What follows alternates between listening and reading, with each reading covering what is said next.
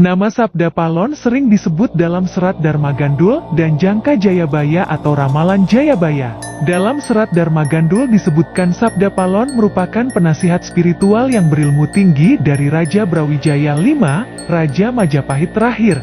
Konon karena kedikjayaannya, dia bisa memerintah seluruh makhluk halus di tanah Jawa. Di kitab kesusastraan Jawa karya Ki Kalamwidi tersebut juga disebutkan kalau Sabda Palon merupakan sosok yang sama dengan tokoh pewayangan bernama Semar atau Manik Maya yang telah ada sejak ribuan tahun lalu. Sehingga konon sosok Sabda Palon ini juga merupakan makhluk gaib yang menjadi pelindung dan penjaga raja-raja di tanah Jawa sejak 525 tahun sebelum Masehi yang bisa menitis kepada seseorang. Sang Manik Maya ini juga disebut-sebut dapat membuat kawah air panas di atas sejumlah gunung berapi di tanah Jawa bergolak. Bagi orang Jawa yang berpegang pada Kawruh Jawa pastilah memahami tentang apa dan bagaimana Semar.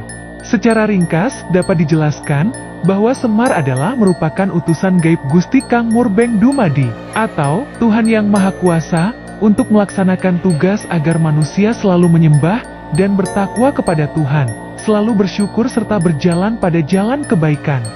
Di kalangan spiritualis Jawa pada umumnya, keberadaan Semar diyakini berupa suara tanpa rupa. Secara khusus bagi yang memahami lebih dalam lagi, keberadaan Semar diyakini dengan istilah mencolo putro, mencolo putri, artinya dapat mewujud dan menyamar sebagai manusia biasa dalam wujud berlainan di setiap masa. Dalam perwujudannya sebagai manusia tetap mencirikan karakter Semar sebagai sosok, begawan, atau pandita. Hal ini dapat dipahami karena dalam Kawruh Jawa dikenal adanya konsep menitis. Namun kisah kedekatan sang penasihat spiritual ini dengan Raja Brawijaya V akhirnya berakhir saat sang raja memutuskan untuk memeluk agama Islam. Sehingga Sabda Palon meninggalkan raja yang dijaganya selama ini, namun Sabda Palon bersumpah akan kembali lagi 500 tahun setelah meninggalkan Raja Brawijaya V untuk kembali menjadi penjaga bagi tanah Jawa.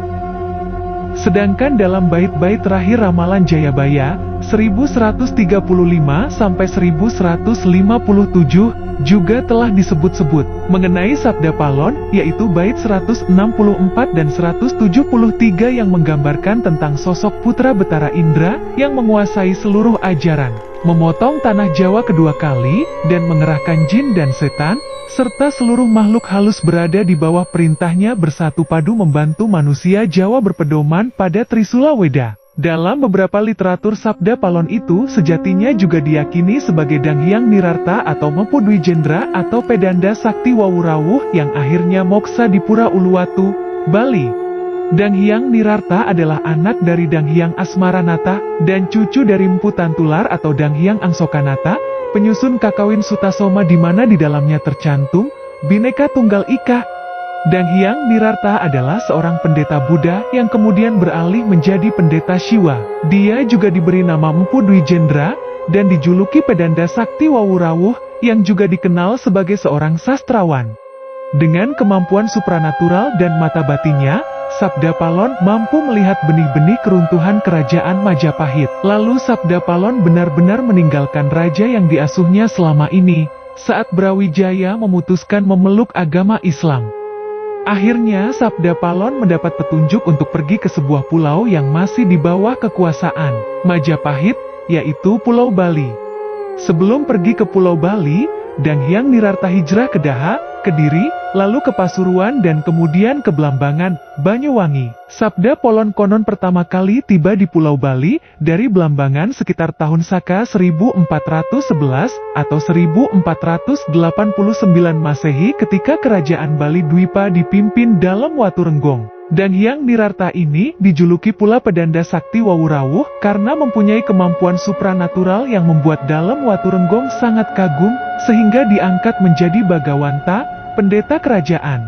Ada pula cerita yang mengisahkan Sabda Palon adalah seorang makhluk gaib yang menjaga Gunung Tidar di Magelang. Sehingga Sabda Palon terlibat pertarungan dengan Syekh Subakir, ulama besar yang diutus Kesultanan Turki Utsmaniyah untuk membersihkan tanah Jawa dari pengaruh-pengaruh gaib yang mengganggu proses penyebaran agama Islam.